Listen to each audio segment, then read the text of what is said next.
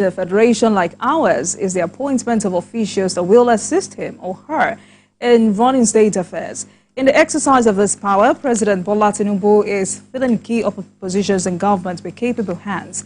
One of the recent ones is the appointment of Tosin Adeyanju as Executive Secretary and Chief Executive Officer of the National Lottery Trust Fund, while Adeyanju has assumed office as the new helmsman at the fund. Some stakeholders in the ruling All Progressives Congress APC have expressed joy at President Tinubu's last set of appointees.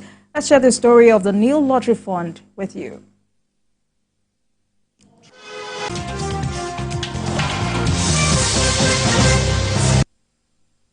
This moment in history, in the history of National Lottery Trust Fund, to witness this epoch transition from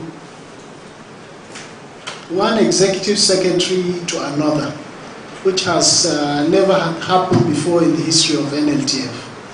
Let me congratulate the incoming executive secretary, my own dear comrade and Honorable Tosin Adeyanju, to whom we're all pleased.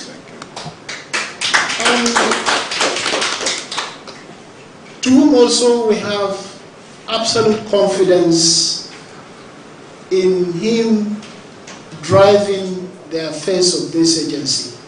Let me assure you that the management staff seated here and other staff are disciplined individuals. I have worked with them closely, all of them, for well over 6-7 years as chief executive. I've known them to be very competent, very effective, and very loyal. The essence of loyalty here needs to be stressed. At no time have we ever recorded any controversy in this organization. I promise to build on your legacies. Thank you. I promise to make all of you seated here proud. I promise to make Mr. President proud. We will be the true ambassadors of the new hope under the able leadership of Mr. President. Absolutely. As the objective has been stated, we will not depart from it. What I appeal to all of you seated here is your cooperation. Indeed. The way you have cooperated with my senior Edmond, please kindly do the same for me. And we will not regret it.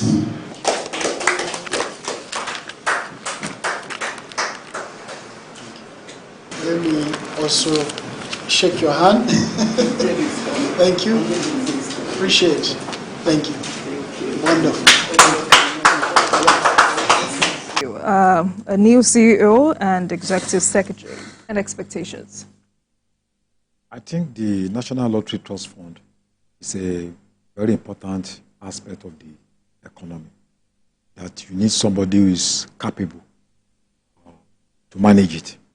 The organization is mandated to manage proceeds from gaming, lottery activities, which runs into billions, and such proceeds are to go into social services, health provisions, education. So I think it's a very important aspect of our economy. And in the past years, I'm sorry to say, we have not heard much about how much proceeds were made and how those funds were shared. I'm not accusing them, but I'm just saying that in terms of public knowledge, a lot of people are not aware. The president even emphasized on transparency. Yeah, transparency. Yes. Because in other countries, look at the UK, about 49 billion pounds, and they invest this into about 690 projects in 1 year alone. So we need to realize that government needs to be creative in terms of raising funds, especially at this very critical moment. I remember that in the 1950s, it was lottery that the Action Group set up to use that funds partly to fund the free education program. So, because a lot of lottery activities are going on all over the country, and if you have the right person to manage that institution, it's going to be a huge benefit for our country. I have looked at the background of the person that has speaked. He's well educated, he has master's degree, first degree and master's degree, and I think he's young, he's an entrepreneur, and I believe that potentially, I see potential in him. So we have to wait to see how effective we'll be able to run. It needs to increase in terms of revenue, in terms of ensuring that the trust fund is driven by information technology, and it also needs good conscience of patrons of gaming and lottery activities.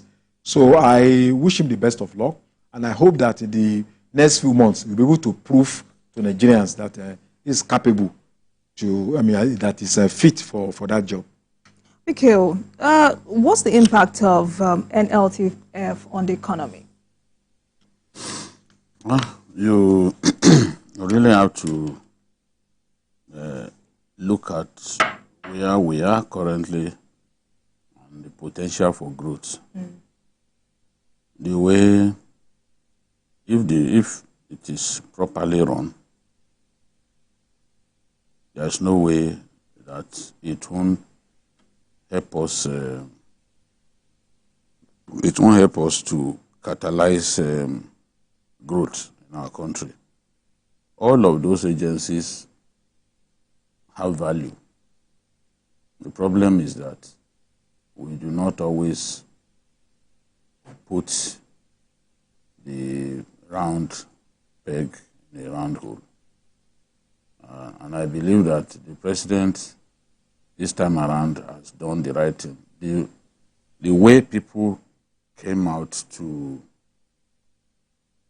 show their appreciation to the president over this last set of appointments, because clearly the people who labored for the president were the people that were rewarded with appointments at this time. Because a lot of the people that had been appointed before now, I'm not saying a lot of them made no contribution to the president's emergence. Supported another party entirely. Some of them supported rival parties, but they got appointments all the same. And people were now taunting the people who carried Tinubu's election on their heads. Adeyanju is a battle-tested. He's an activist, just like his brother. He's an activist. He's strong. He's aggressive. Is the judge his brother? Yes. Oh, okay. They share the same parents. He's aggressive. He's also forward-looking. So I believe that the activist in him will help him to do a good job as the CEO of the lottery fund. Then we have Bafa Danagundi, the Kano man, the light-skinned Kano man who now heads the National Productivity Center. His capacity for mobilizing people in Kano politics is legendary. He was a former majority leader of the House of Assembly, so he's very, very strong in the politics of the state. He also led, Karota is Kano's version of Lasma, but they are far more aggressive than Lasma. If you go to Kano, their own attitude is a no-nonsense one. So he led it for some time. Then his appointment has really made people happy because these were people who sacrificed for the president. Then look at someone like Adeyeye. Adeyeye and people like him started swagger. Even before people believed that Asiwaju would attempt to contest the election, they started swagger. But what did we see? People were being appointed, Adeyeye was ignored, but his patience has now been rewarded by the president, and it makes a lot of people happy because they were pointing at people like Adeyeye who went around. I see that on Twitter. Yes, they were taunting them that are good for you. They were the ones who went to speak with traditional rulers from the Southwest to say, look, this is a project you must support. So the president got the last set of appointments right, not just in terms of the competence of the people and the fact that those that they appointed are tested, but he tried to solve a problem. The constant bashing of the president that is appointing people who did not work for him. I think he dealt with that issue with this last set of appointments. Let's not also forget that when the governing councils of tertiary institutions were formed, it generated a lot of controversy. On this program, we told the president to take a second look at it, that this thing was wrong. The president listened to us and to other people. And when he reconstituted it, what did we see? Nobody complained. The kind of complaint that we got at that time, it didn't happen.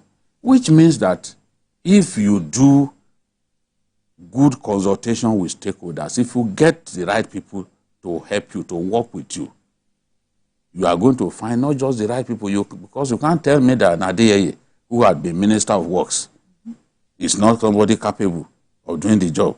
No. That's correct. You can't say that. You can't tell me that Bafa Danagundi does not have capacity.